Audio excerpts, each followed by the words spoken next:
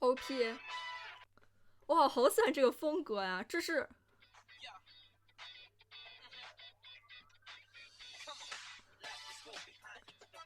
啊，很有意思，还有这种现实的场景啊，好可爱啊！哇，这个真车一样的电线杆，还有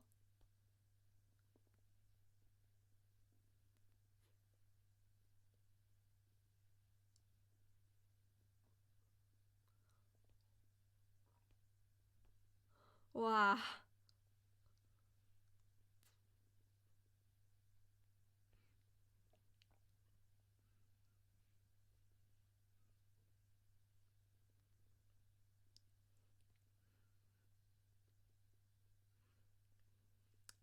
太有创意了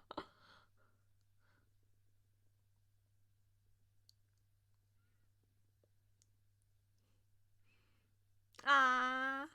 都要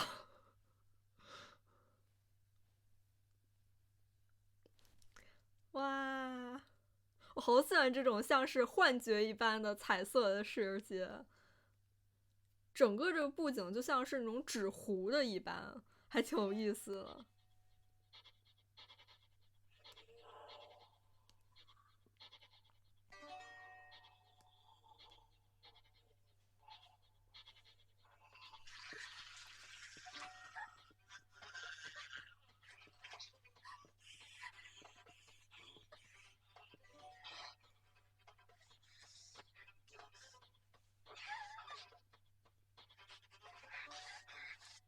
殺される。誰か呼ばなきゃ。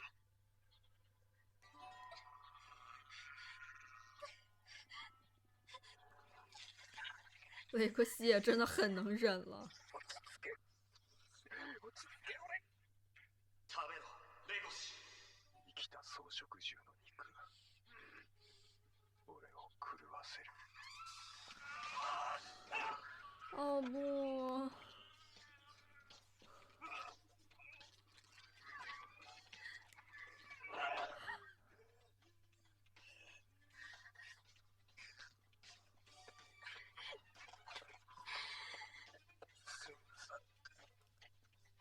哇，他还有意识。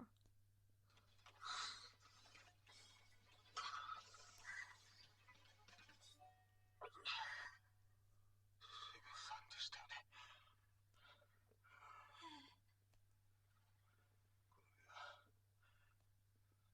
電気が通らないんですけど、どうしたらいいですかね。他一直没有找人帮助，伝えるのよ。電力他会社怕带来伤害。そう。遠隔操作で通電させてくれるから。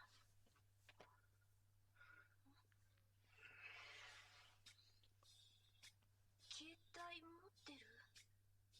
ズーズルで調べたら番号出てくるわ。高校辞めた時に解約しちゃって。怪巧，世界史、海洋語、高卒認定。だまだ10打算出国了已经。17です。今はうどん屋で働いてます。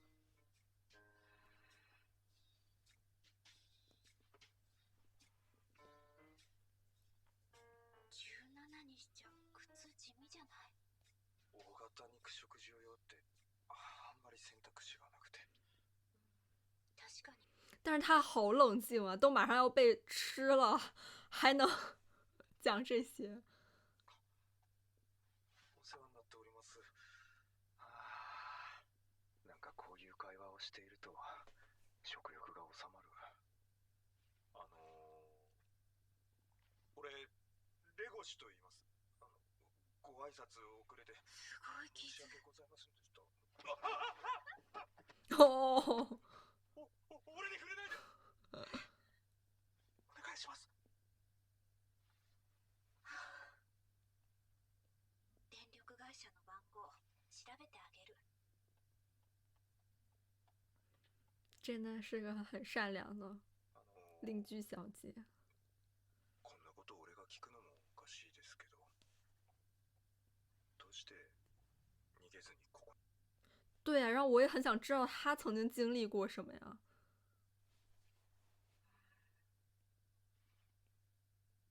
肉食獣にちゃんと名前で呼ばれたのが久しぶりで嬉しかっただけ。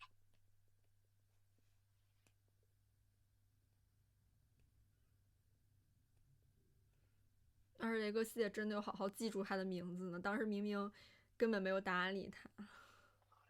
一発で言っちゃって、その先輩、彼女の指食っちまったんだって。マジかよ。ニュースにもなってたぜ。これ、マジで飛べるんだって。そんなん飲んで平気なのかよ。まあ、大丈夫だって。都是灰色产业吗？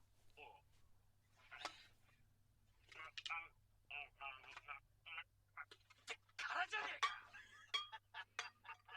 こいつ。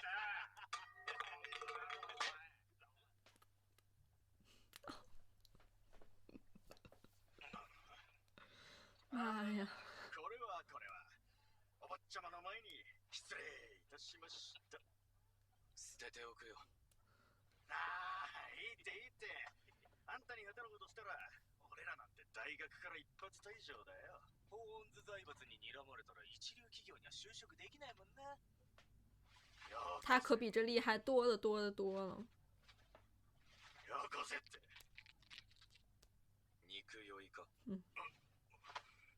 食肉の禁断症状だろ。これのせいか。いいから返せ。大抵の肉食獣はこれをされるとひとたまりもない。哦，教えてくれたのは太帅了。いいか。ライオンの強さはただの武器だ。使い方を間違えるな。啊，让我又想到一锤了不？すごい綺麗ですね。もう痛くはないんですか？思ったより不便は感じないよ。どうして私に見せてくれるんですか？啊，这个小帽子。哦，还有他的这个坟墓。誰かに知っててほしいんですね。いや、やっぱり不安なんですね。違う。鹿は1年に一度角が生え変わる。然后想到鹿乃子。何も怖くない。だから。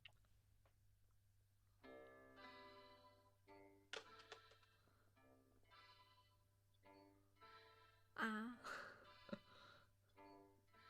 原来那是毕业典礼的帽子。哈鲁的小花园儿。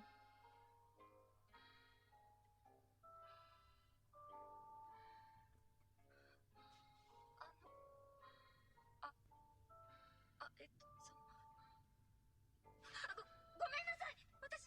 私今のはちょっとなかったことにしてもらってもいい？俺もあいやちょっと何ですか？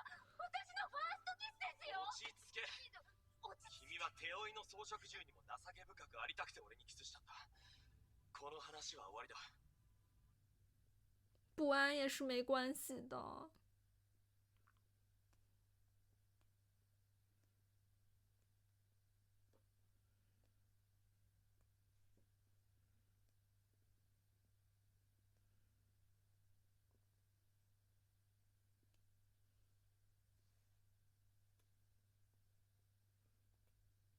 哦，好可爱的脸红。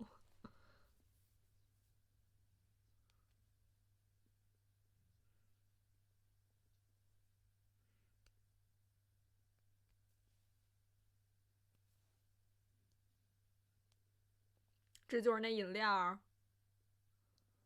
哦，就跟那个萝卜汁儿一样。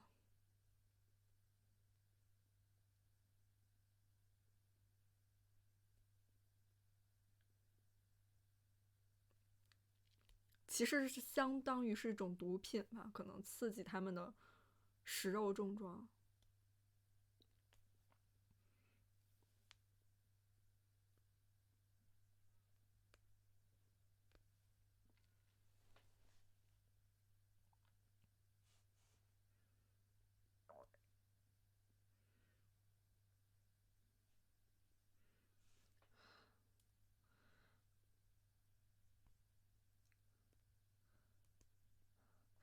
那 Panda 抓到的那只小狗应该也是因为这个饮料吧？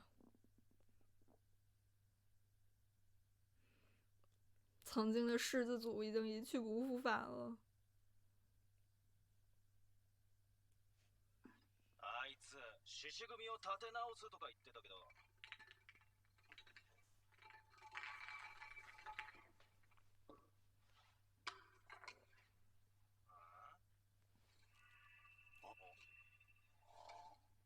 效果这么显著的吗？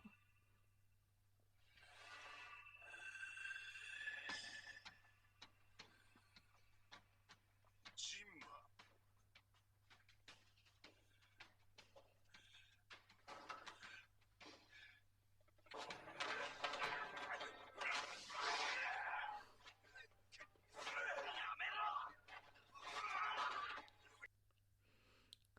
像是一种狂暴症一样，就是不仅是就对食肉也这样。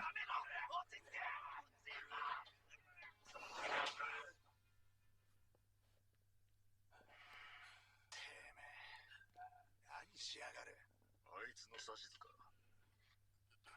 わからねえ。はあ。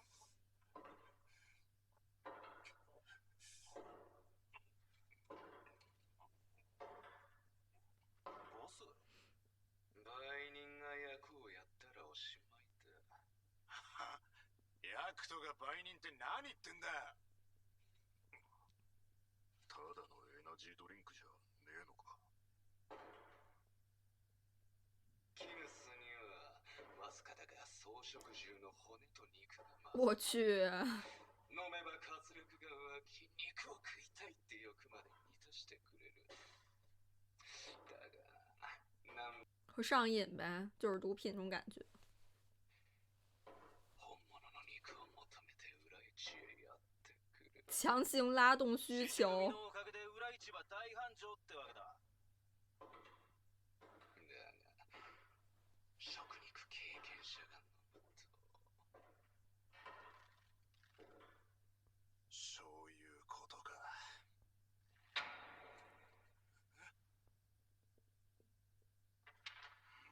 その場所へ運べ。ガルドナ・アルガマセンター街。表社会にもこれを売るってことか。お前らは運ぶだけだ。その腐った面出しちゃ売れるものも売れなく。真的已经成为新老大了。象牙一本持ってきたくらいで獅子組のボスになれると思うなよ。ああ、まあそれはそうだな。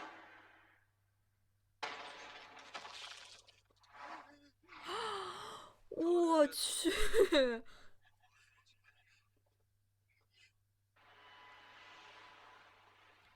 所以它到底是什么动物啊？它看上去应该也是食草动物，毕竟它不是最开始喝那个萝卜汁儿吗？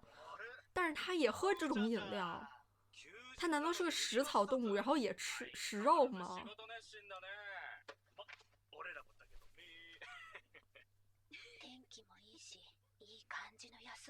他可能有被霸凌的经历。そうだ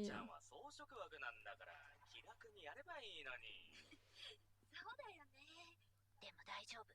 作り笑いでやり過ごせる。それが私の処世術だし。俺ら肉食は大変だよ。その点ラムちゃんはただニコニコしてればいいんだから。所以大家都管他叫小绵羊，只有雷格西叫他的名字。これちょっと小さいみたいです。哦。ラムちゃん知り合い？隣人です。ああ、ビビった。彼氏かと思った。違いますけど。それにこの方の名前セブンさんですよ。ラムじゃなくて。会社のあだ名かなんかですか？いや、そうそう。大人同士のジョーク。ね。俺たちそんな悪気はなくて。よく考えたらひどすぎじゃね？誰から言い出した？お前が？いや、部長だろ。ていうかプライベートを邪魔してごめん。また会社で。じゃあな、セブンさん。ちょっと何？ずっと社内のいじめに耐えて哦不，必死でやってきた。大丈夫でし可能其实带来了新的困扰。这样的话，在公司的话，それなのに、それで私を助けたつもり？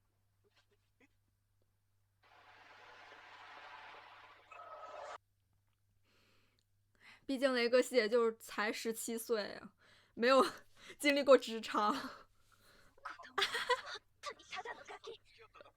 碎碎念好可愛。どうしてあなたみたいな子供が私より発言権を持ってるのよ。社会経験もろくにないあなたが愛想笑いの一つもせず、たった一言であいつらを黙らせた。ただ大きい肉食獣ってだけで。そこの狼どうするの大丈夫です。哦，考えもしなかった。あの人は俺の知らない生きづらさをたくさん経験してるんだ。确实呢，毕竟在公司还要继续跟他们处事呢。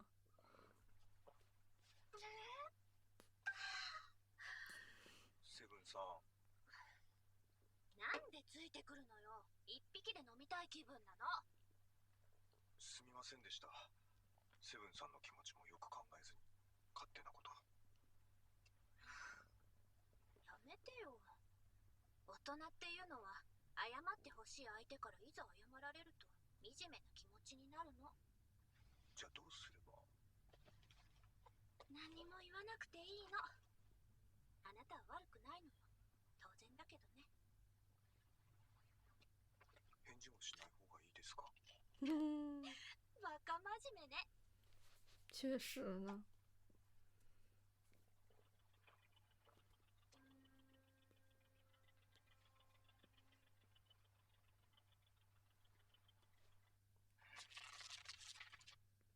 この金が自分のもんだったらよ、お前何食う？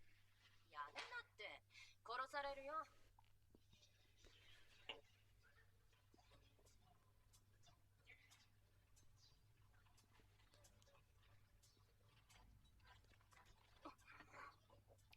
ゴーヘ这是什么？我去，什么究极兵器？哇！ちょっと待ちなさい。こっちにもどうすんだよ、獅子組の金だぞ。なこと分かってる。哇！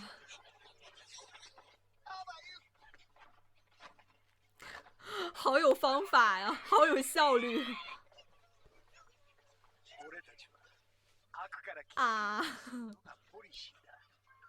500匹を総動員すれば非常有效利用了自己的优势呢。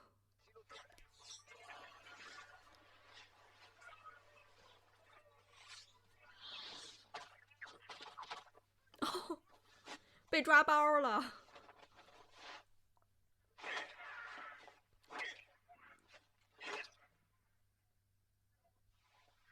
師匠の金時計を盗んだのもお前らだ。はけ。ネズミのチンピラごときが何匹死のうが。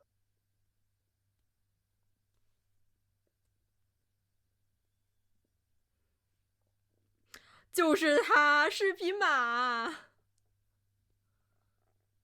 我好有型啊！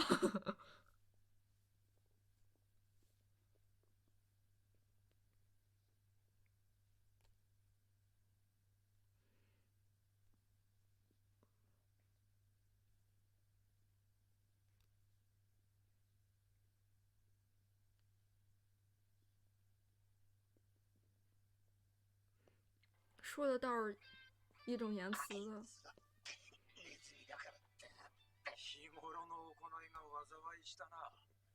で、例の件は毒組、稲荷組、まだら組、どの所以他已经是为他服务了。獅子組か。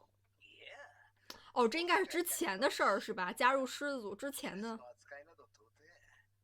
ここ最近では裏市の外にも急速に広がっているようです。やはり表社会にも出回っているか。お先に失礼します。れもかなりの速さで若い肉食獣の手に渡ってます。科捜研の分析では麻薬のような成分が含まれてるらしい。特に危険なのは食肉の経験がある肉难道公子很高兴？一度の服用でも副反応で暴力性が増し、強烈に肉を求めることになると。初めてちゃんと稼いだお金だ。香蕉これで家賃や電気代を払ってはるちゃんに花とか買いたいな。なんか俺ちゃんとやってけそうだ。だからこれ以上はるちゃんに秘密を持ったままでいたくないな。お兄さんお兄さんお兄さん、こんばんは。已经盯上这个戏了。肉食獣用のエナジードリンクはいかがですか？お兄さんお疲れでしょ？売人たちも凶暴化に関してはよく知らない。就像被潘达抓到的那个小狗一样。状況次第では肉食獣同士で殺し合いが起きるかもな。いや俺体力には自信あって。专挑小年轻下手啊，他们又不是很了解。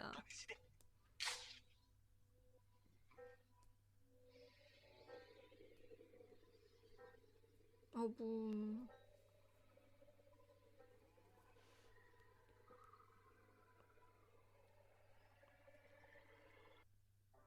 哦，这是异地，声音非常好听，上一集也是。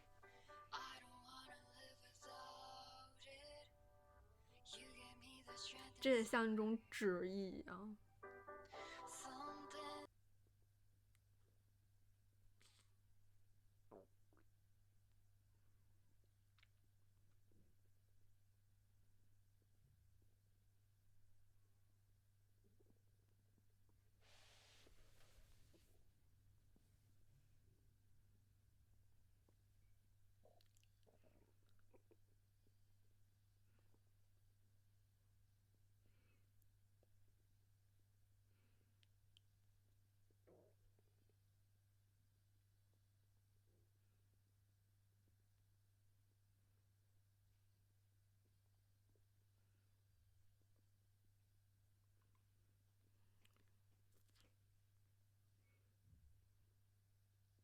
像哈路的花园一般。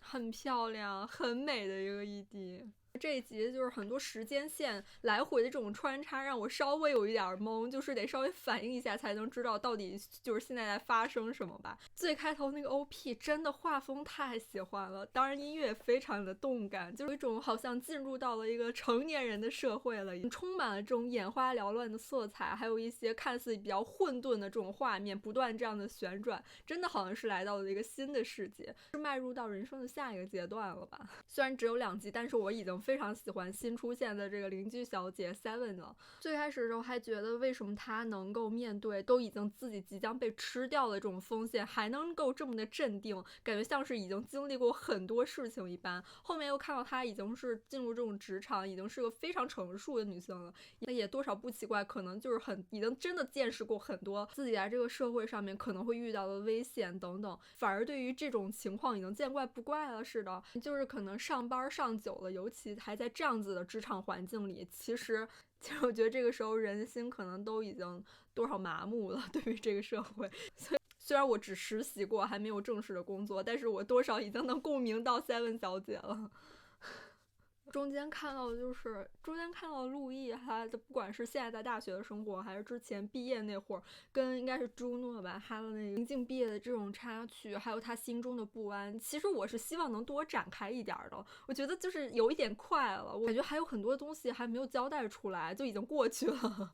但是能看到脸红的路易，真的觉得太赚了。说起来，就是在鞋店的时候，那些公司职员给就是 Seven 起的那个外号叫 Lamb 酱，感觉应该是 lamb 那个单词，这样的话其实就类似于是羊肉，就是类似于在叫你羊肉酱。这真的太不尊重了，真的很喜欢他的小脾气，但是最后又跟就是雷格西说你做的没有错。雷格西会通过 Seven 小姐能够就是知道更多可能大人世界吧，让他见识见识这种混沌的职场和这种大人真实的就处事方式吧。这期出现那些小老鼠真的是挺可爱的，就他们每个生物每个物种都有自己他们生存的方式吧，就非常有效利用到了自己身体或者构造的这些特殊部分，就像连马警官说的，他们连感应门都感应不到。有这么多生物多样性的世界里面，很难做到能够就是照顾到每一个物种，尤其是比较处于弱势群体的物种，他们很难就是被兼顾到。大家也都是用着自己的方式在谋生活吧。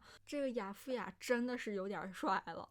就现在，虽然他是说着好像生命是平等的，但是目前看来，其实他应该更加关注的是那些更弱小的弱势群体吧。不知道他对于食肉动物到底是一个什么样的心态。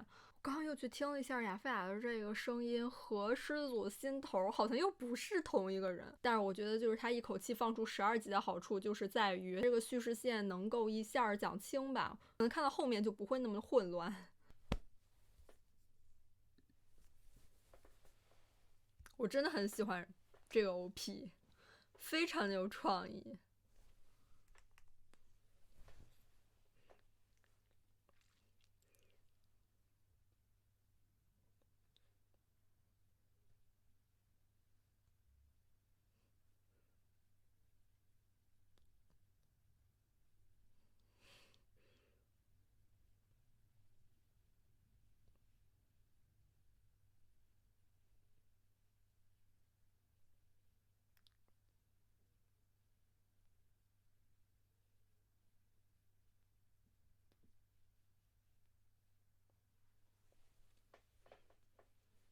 Into the world， 来到成年人的世界啊！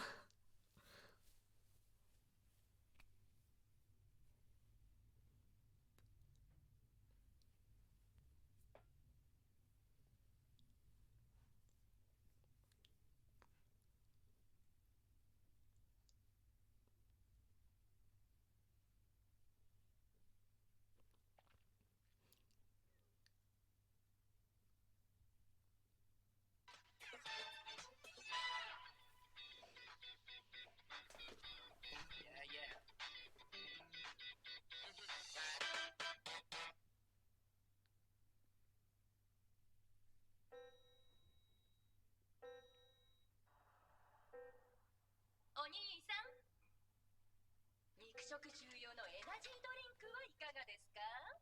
いや、俺体力には自信あって。まあまあ騙されたと思って、まずは1本お試しで。い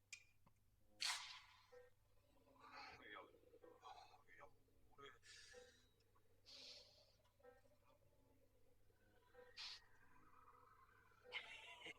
これでこいつも食肉の虜だ。雷格西可不是一般的动物。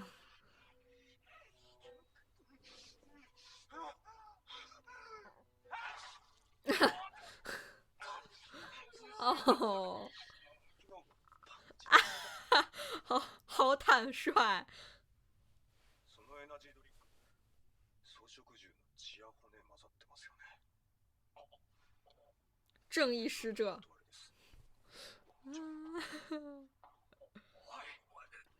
踢到雷格西，你算是踢到棉花啦。これでいい。面倒に関わるな。大人の社会ではこんなことは当たり前で。そうじゃないだろう、レゴシ。お前が俺の肉を食ったのは正義のためだろ。そのお前がこんな生ぬるい悪を許すのか。好喜欢这种引导啊，在他的内心里。ルイ先輩がそう言ってくれるなら。なんだってめえ。俺は友達の生きた肉を食べました。生きた草食の肉体にしか反応しないし、生きた装飾と仲良くしたいとも切に願っているんです。わけわかんねえこと言ってんじゃねえよ。あんたたちが売ってるその飲み物の原料にされた装飾銃の人哦，战斗模式，あるか？はあ？まったく素直に生きてりゃいいものは。连墙后面的涂鸦也是 meat grass。装飾銃のために、装飾銃のために。哦，何笑ってやがる気色悪い。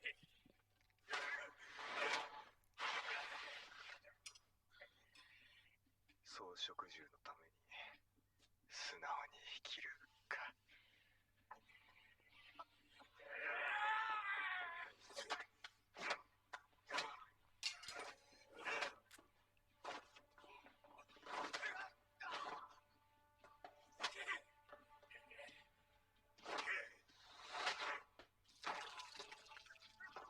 哇，这个戏还是这么猛啊！牙が向かれて体が躍動して止まらない。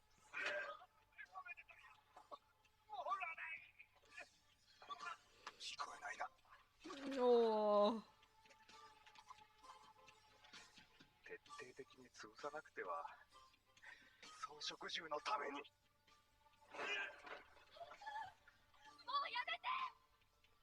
体中が叫んでいる。俺は自分に正直に生きたい。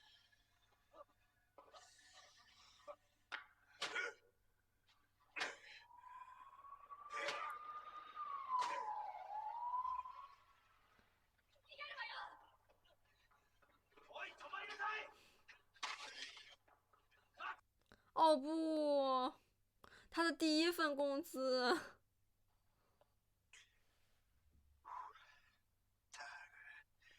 なんで俺らが売上金の回収係なんだよ。いいじゃねえか。あの薄気味悪いボスから少しでも離れられんならよ。他们都不舒服，但也得服从的老大，还真的是老大。いつまで待たせてんだよ。とりあえず全然足りねえじゃねえか。聞いてた話と違うじゃないですか。何がだよ。あのキヌスですよ。匂いを嗅いだだけで骨抜きだって言ってたのに、あの狼のガキしれっとしてやがって。肉食獣か。おかしいな。で犠牲になった原料の装飾獣の恨みだとかわけわかんねえこと言って暴れやがって。クソったれ。ただじゃおかねえ。どうする？ボスの耳に入れとく。おい、それで勘弁してください。哦，它还会再长出来，应该。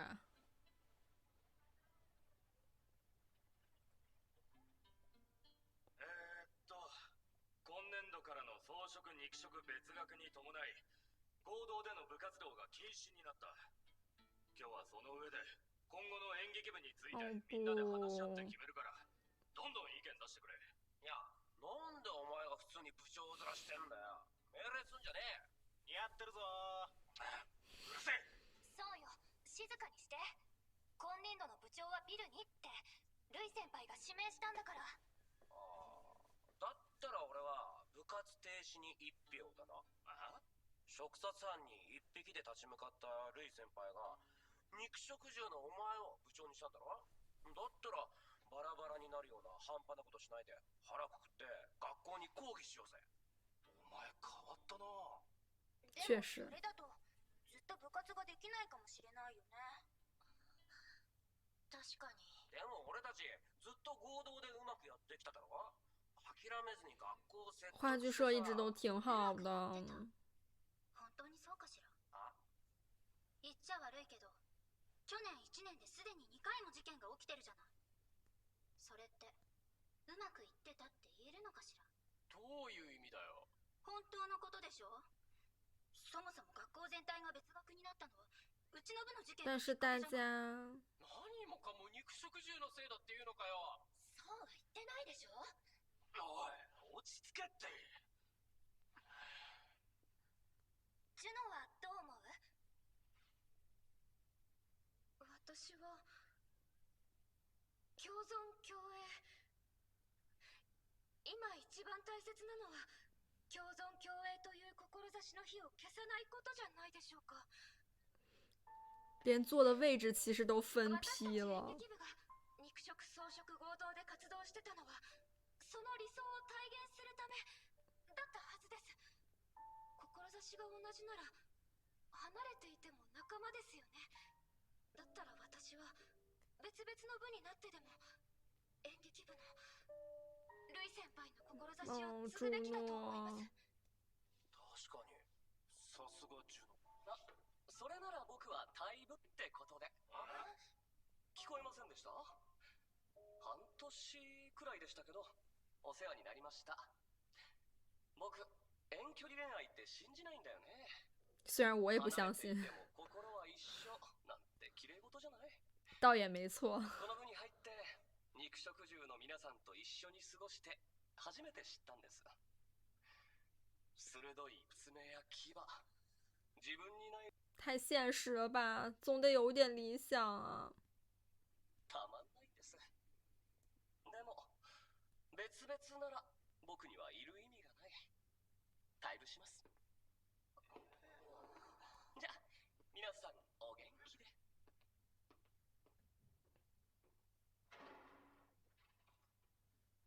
言わないでね。ルイ先輩がいればって言わないでね。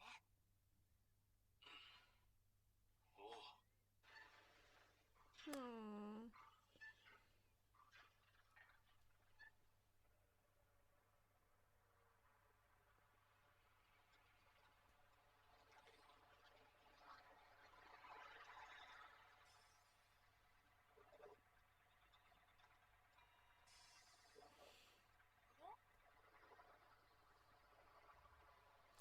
啊，终于。はるちゃん。どうしたの？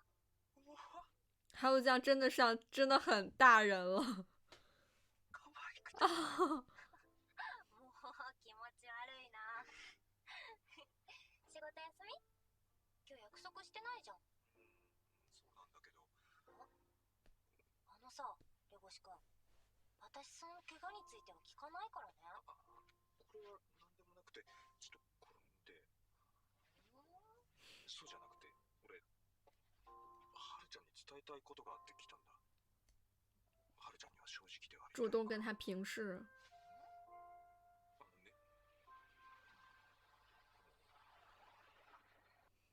好喜欢哈鲁的这个袋子的萝卜。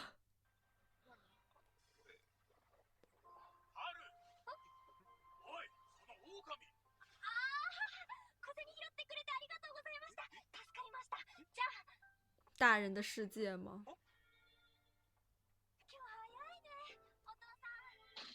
啊，岳父。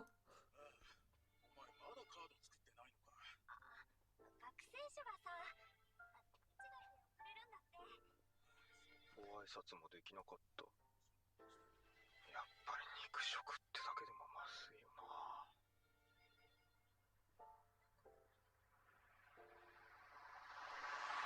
哦，那个戏。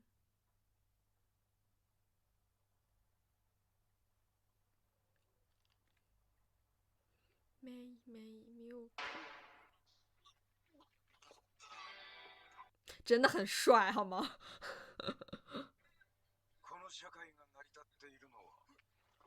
他果然是更偏向食草动物呢。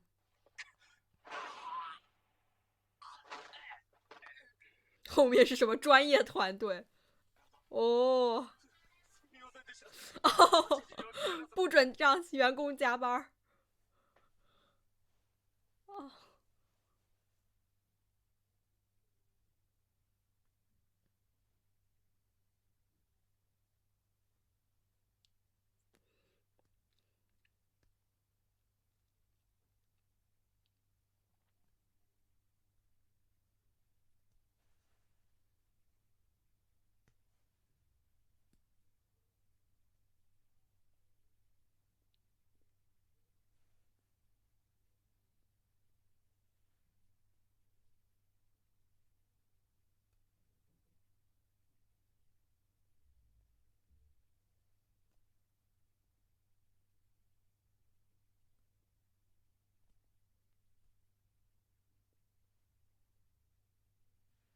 雷格西会是他的同伴吗？協力してくれる分にはありがたいがな。例のドリンクを根絶しなければ、私の目指すパーフェクトな治安他的完美治安不会是要にわずかに届かない。この馬の視界。350度の中で、あと10度の視覚さえ補えば、社会を隅々。哇，这个转场。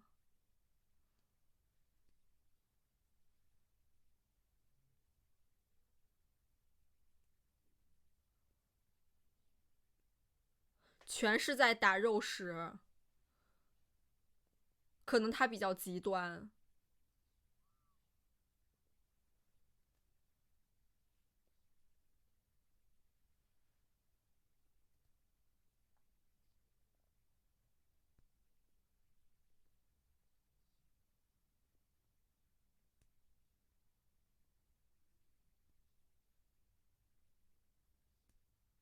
高下。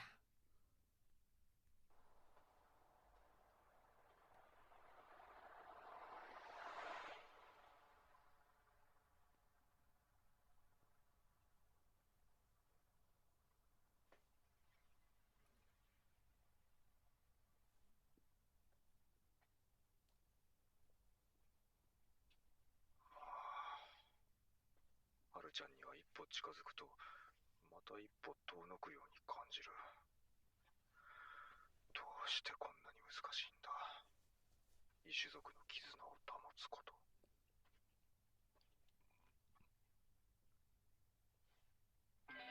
他又来找茬了。トカゲ、昨日の仕返しか。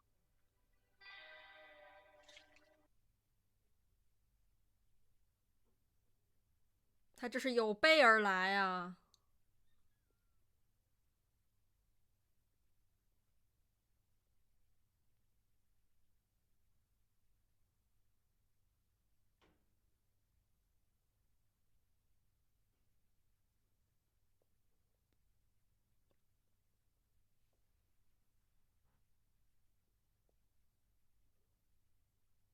哦不。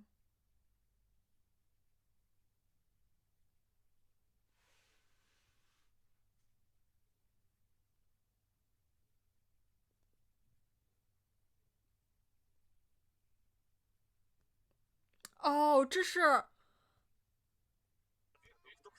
所以他外公是个蜥蜴，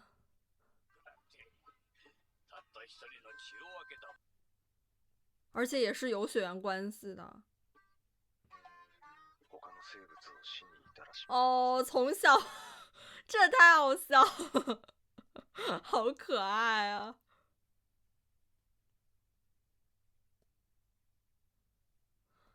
好萌啊！他外公真的是很担心他呢。对他的印象还停留在小时候。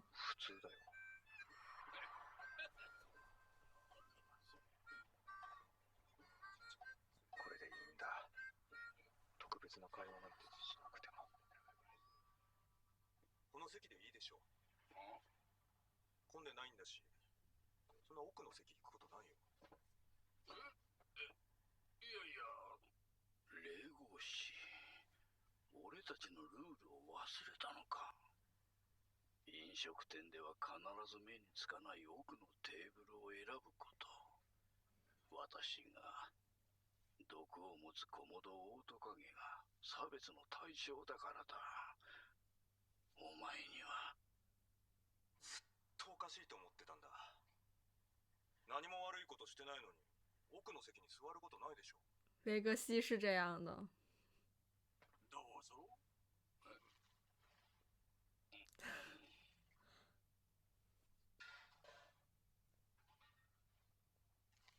食べないのか？学校勝手にやめてごめんなさい。その話でしょ。何があったんだ。顔にそんなでっかい傷もつけて。じいちゃんに相談してくれれば。それは無理だよ。お母さんが困ってる時だっておじいちゃん何もしなかったでしょ。霊合師、育ててくれたことは感謝してる。でも俺はもう一匹でも生きられるから。何これ？俺いつもここで何食ってたっけ？わかった。お前の言う通りだ。でもこれだけは忘れないでほしい。じいちゃんがお前に教えたのは、ずっと教えたかったのは平和主義だよね。ちゃんと覚えてるよ。可能是因为一直生活在这样备受歧视的环境，所以想要和平主义。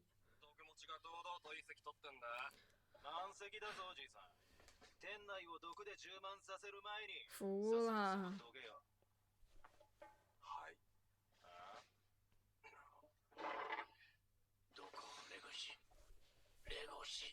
よく聞こえなかったんですけど、空気感染でもするんですか、オオトカゲの毒は。そんなわけないでしょ。はあ、言い切ってんじゃねえぞ子犬が。やんのかこら。やってもいいですけどね。刚说的和平主义。はい、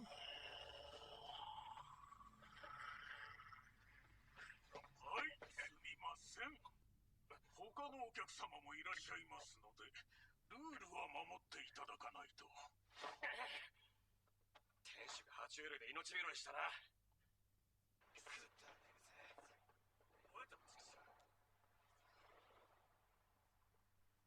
まったく。アリシェイクってあります？あるよ。じゃあレゴシー。はい、お前。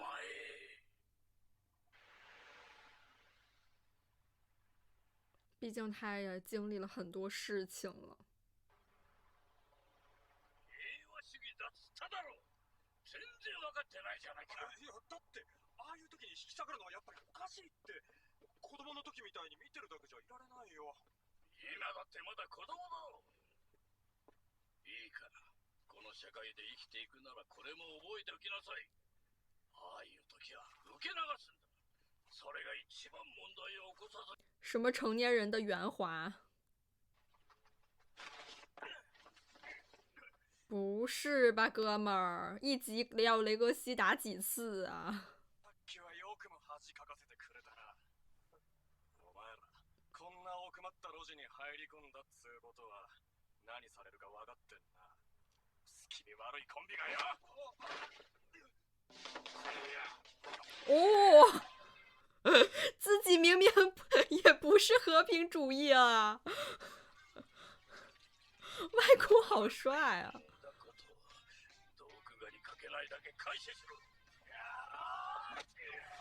哇，第三只手，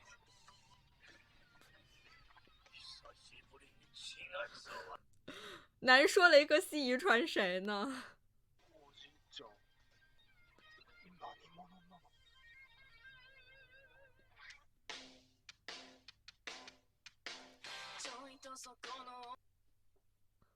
他每集异地会变吗？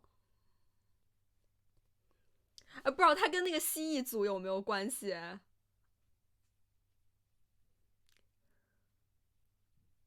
以前是道上的是吧？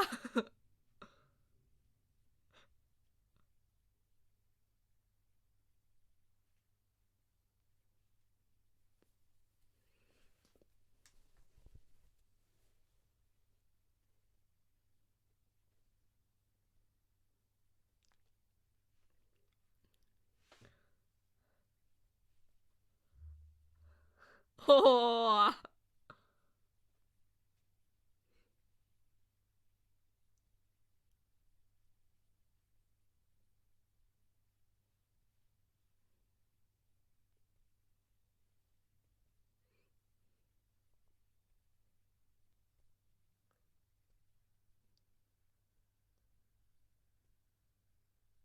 很帅，为了自己的家人吧，会有一些妥协。啊，我好喜欢这个转变啊！但是，哦，舍不得自己的孙子吗？不得不说前面那一段雷格西打那些贩毒的真的是有种疯批上身的感觉了，不过也稍微有些极端，那就是有点那种难以抑制住的兽性爆发吧。应该也不会不知道这些人也只是手下干活的嘛，背后的人才是真正的大恶人。亚夫亚马哥也真的是逐渐露出他的真面目吧，他所谓这个众生平等其实也根本不平等啊。虽说好像是以着正义的名义吧，但是其实他多少是鄙夷那些食肉动物的感觉，他是更加保护这些食草动物，更加好奇。他最开始就是他那些胡萝卜吃的胡萝卜里面也散发着那种像是那个能量饮料同样的那种气味之类的，说不定他的胡萝卜里面也掺了一些食肉的就是骨头什么的，真的还是蛮帅的。我还挺期待他能有更多的就是比如说他探案的情节之类的，要是能看到更多他的故事就好了。我真的太喜欢这集外公出场了，尤其是他和小雷格西的那些很温馨的画面，真的看得太可爱了。而且感觉外公看到雷格西的那种小疏远小疏离，感觉像是叛逆期到了似的，还是有点小难过的。我觉得这一点也很外公呢，可能他也多少希望能跟孙子像曾经那样的亲密吧。外公也真的特别的帅，就是上一秒还说要什么社会上保持什么和平主义，下一秒就化身家人侠。就像最后一地的新画面里面，外公看着雷格西这样子逐渐飘远一样，真的还是挺伤感的，还希望接下来他能多出场。那这期就到这结束啦，我们下期再见啦，拜拜。